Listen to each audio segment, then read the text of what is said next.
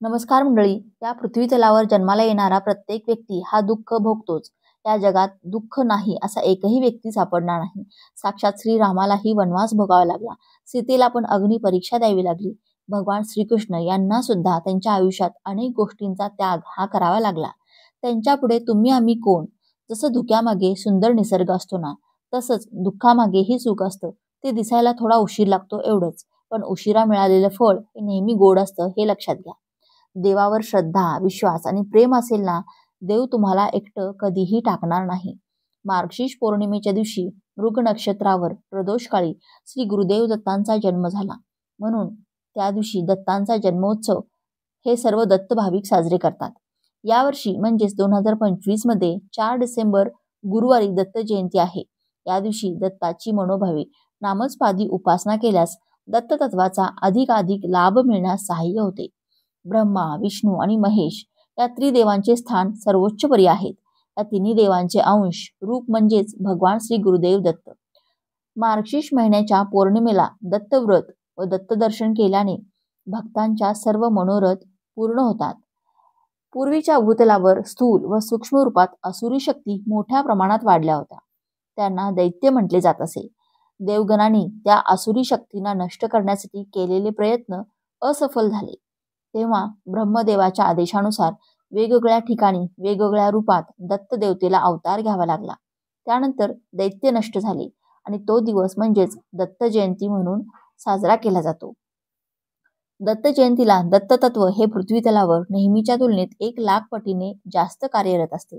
या दिवशी दत्ताची मनोभावे उपासना केल्यास दत्ततत्वाचा जास्तीत जास्त लाभ हा मिळत असतो. आणि म्हणून आपल्याला दत्त जयंतीपर्यंत गुरुचरित्रातील हा एक अध्याय रोज वाचायचा आहे. हा अध्याय वाचल्याने दत्तगुरूंचा तुम्हाला भरभरून आशीर्वाद प्राप्त होईल. जे तुमच्या नशिबात नाही तेही तुम्हाला स्वामी देतील.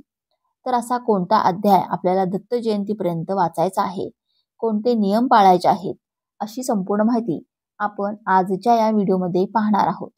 त्यामुळे तुम्ही हा व्हिडिओ शेवटपर्यंत नक्की पहा आणि चॅनेलवरती नवीन असाल तर सबस्क्राईब करा आणि व्हिडिओला एक लाईक करून जर तुम्हालाही श्री गुरुदेव दत्तांचा खूप आशीर्वाद तुमच्यावर आणि तुमच्या कुटुंबावर सदैव राहावा असे वाटत असेल तर कमेंटमध्ये श्री गुरुदेव दत्त किंवा श्री स्वामी समर्थ असे नक्की लिहा. तर पहा, व्यक्तीने जन्माला येऊन आयुष्यात एकदा तरी श्री गुरुचरित्र या पवित्र ग्रंथाचे पठण करावे. या ग्रंथाचे पठण करण्याने व्यक्तीच्या आयुष्यातील अशक्यातील अशक्य गोष्ट देखील या शक्य होतात, ज्या आपण आपल्या संपूर्ण आयुष्यामध्ये आपण विचार सुद्धा केला नव्हता किंवा त्या कल्पना सुद्धा केल्या नसतील अशा गोष्टी आपल्या आयुष्यात उतरू लागतात. आपल्या सर्व इच्छा मनोकामना पूर्ण होतात. आपल्या जीवनातील सर्व अडचणी, दुःख, संकट, गरिबी हे पूर्णतः नष्ट होते. परंतु प्रत्येकाला हे पठण करणे शक्य होत नाही.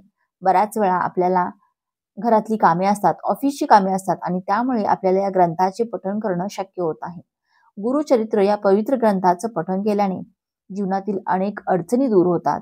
या ग्रंथाचे पारायण केल्याने एखाद्या गंभीर संकटातून बाहेर पडण्याचा मार्ग सापडतो अशी मान्यता आहे. या ग्रंथाच्या वाचनाने कुठल्याही प्रकारचे आदी व्याधी आजार यांच्या वाचनाने नष्ट होते. याने मनुष्य दुःखमुक्त होतो. घरामध्ये गुरुचरित्र वाचल्याने नकारात्मक वातावरण नाहीच होतं आणि आनंद, चैतन्य, प्रसन्नता निर्माण होते. पितृदोष व वास्तुदोष यावरती उपाय म्हणून गुरुचरित्र पारायण केल्यास प्रभावी अनुभव येतात. विशिष्ट समस्यांवर जसे की लग्न, शिक्षण, करिअर, आरोग्य यामध्ये येत असणाऱ्या अडचणींवर गुरुचरित्र वाचन केल्यास सकारात्मक अनुभव येतो. आपल्या कुंडलीतील ग्रहदोष, पितृदोष, प्रारब्ध दोष यावर गुरुचरित्र हा एक रामबाण उपाय असल्याचे सांगितले जाते. आणि म्हणून तुम्हाला शक्य असेल तर तुम्ही दत्त जयंतीपर्यंत गुरुचरित्र या ग्रंथाचे पठण अवश्य करा. मग तुम्ही ही सेवा 7 दिवसांची सुद्धा करू शकता. दत्त जयंती ही 4 डिसेंबरला गुरुवारी आहे आणि जर तुम्हाला 7 दिवसांचे हे पारायण करायचं असेल तर तुम्ही आजपासून सुरुवात करू शकता.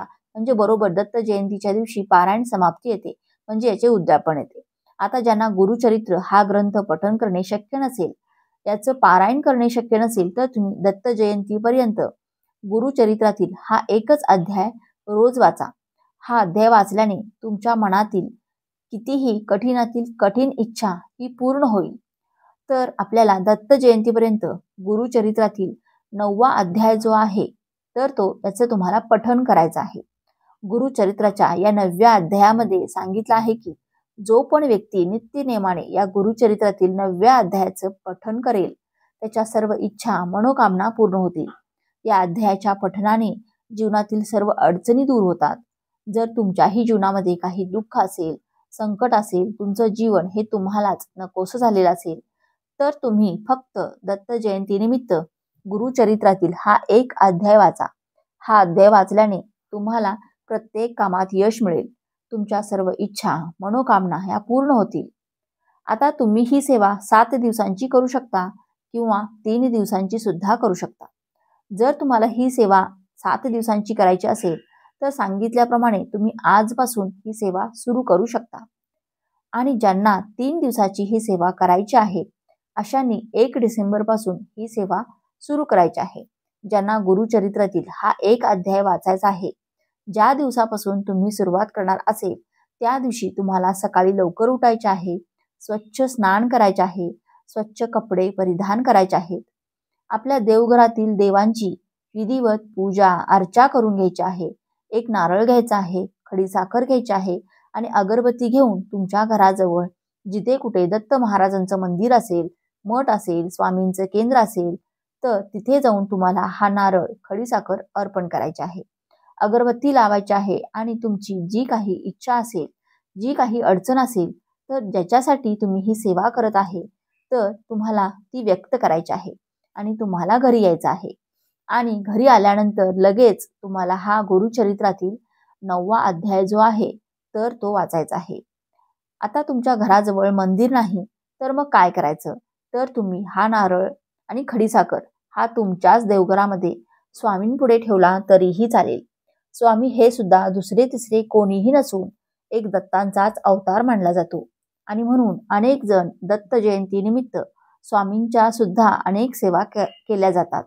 जसे की स्वामींच्या नामाचा जप केला जातो, जसे की 11 माळी जप केला जातो, त्याचबरोबर तारक मंत्राचे पठण केले जाते, गुरुचरित्राचं पारायण केलं जातं, स्वामी चरित्राचं पारायण केलं जातं.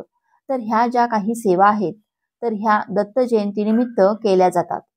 पुढचा नियम असा आहे की जर तुम्ही गुरुचरित्राचं पारायण करणार असेल किंवा हा एक अध्याय तुम्ही वाचणार असेल तर तुम्हाला कुणाच्याही घरचं अन्न जे आहे तर ते खायचं नाही किंवा बाहेर कुठेही हॉटेलमध्ये वगैरे अजिबात तुम्हाला खायचं नाही.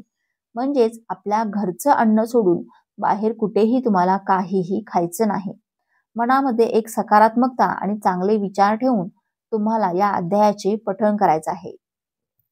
आता तुम्हाला जर गुरुचरित्रातील हा एक अध्याय पठण करणं शक्य नसेल, अगदी तुमच्याकडे वेळच नाही, जी शाळेत जाणारी मुलं असतात त्यांनाही या ग्रंथाचं पठण करायचं असतं परंतु त्यांना शक्य होत नाही, किंवा तुम्ही ऑफिसला जाता, घरातली कामं आहेत, लहान मुलं आहेत, तुम्हाला अगदी हा एक अध्याय वाचायला सुद्धा वेळ नाही, तर तुम्हाला दिगंबरा दिगंबरा श्रीपाद वल्लभ दिगंबरा या मंत्राचा जप करायचा आहे.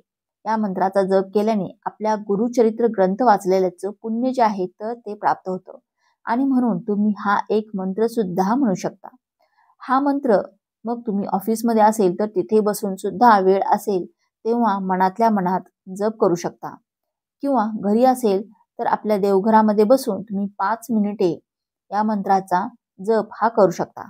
हा जप केल्याने संपूर्ण जीवन मंगल होते, काळी बाधा व सर्व रोग बाधा नाहीसे होतात, गुरुकृपाचे शमन होते व व्रताची पूर्तता होते, शारीरिक व्यंगे नष्ट होतात आणि ज्ञानाची प्राप्ती होते, दैवी कोप दूर होतो, विद्या प्राप्ती होते, पंचमहापादी सर्व पातके नाहीशी होतात, विवाह कार्य सुलभ होते, सर्व शुभकामना गुरुकृपेने पूर्ण होतात, नवस फळाला येतात, चोरीचा आळ हा दूर होतो, वास्तुदोष तसेच वेड नाहीसे होते, संकटे दैन्य दारिद्र्य यांचे निवारण होते, सर्व प्रकारच्या पोटाच्या व्याधी नाहीशा होतात, संपत्तीचा लाभ होऊन दारिद्र्य नाहीसे होते, ज्ञान व गुरुकृपा यांचा लाभ होतो, भाग्यवृद्धी होते, सद्गुरूंचा लाभ होतो, वाईट कर्माचे दोष हे दूर होतात, पतीवर येणारी विघ्न टळतात, सद्गुरूंची प्राप्ती होऊन योग्य मार्ग सापडतो, श्रद्धेला चांगली फळं येतात व संपूर्ण ग्रंथ वाचण्याचे फळ आपल्याला मिळत असते. आणि म्हणून जर तुम्हाला गुरुचरित्राचं पारायण करणे शक्य नसेल तर तुम्ही गुरुचरित्रातील हा एक 9वा अध्याय वाचा आणि हा 9वा अध्याय तुम्हाला वाचणे शक्य नसेल तर तुम्ही श्री गुरुदेव दत्तांच्या मंत्राचा जप करू शकता.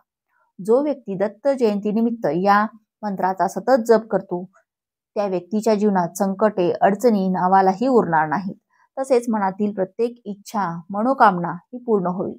आता दत्त नाम जपाचे फायदे काय आहेत ते पाहूया. दत्ताच्या नाम जपामुळे शक्ती मिळते.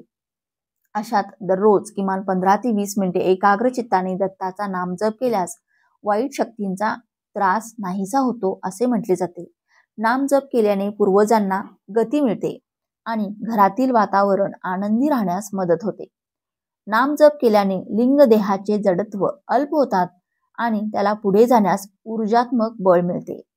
नाम जप केल्याने देहाभोवती संरक्षक कवच निर्माण होते आणि त्याचे वाईट शक्तींच्या आक्रमणांपासून रक्षण होते.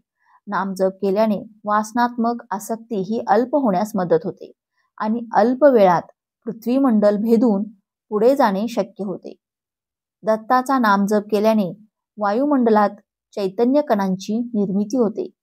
दत्त म्हणजे ब्रह्मा विष्णू महेश यांच्या सगुण रूपांचे प्रत्यक्ष एकत्व. औदुंबर तळी वस्ती जवळ धेनू व श्वान हे दत्त अवताराचे एक प्रमुख वैशिष्ट्य आहे. भूत प्रेत पिशाच दत्तात्रयांच्या वाऱ्यालाही उभे राहत नाहीत. यांची उपासना केल्याने पूर्वजांचे त्रास नाहीसे होतात. तर हा माहितीपूर्ण व्हिडिओ तुम्हाला कसा वाटला? व्हिडिओतील माहिती उपयुक्त वाटली असेल तर व्हिडिओला एक लाईक नक्की करा आणि चॅनेलला सबस्क्राईब करून आम्हाला प्रोत्साहित करा. तसेच आपण सर्वांनी हा व्हिडिओ संपूर्ण पाहिल्याबद्दल आपणा सर्वांचे मनपूर्वक आभार. धन्यवाद. श्री स्वामी समर्थ. श्री गुरुदेव.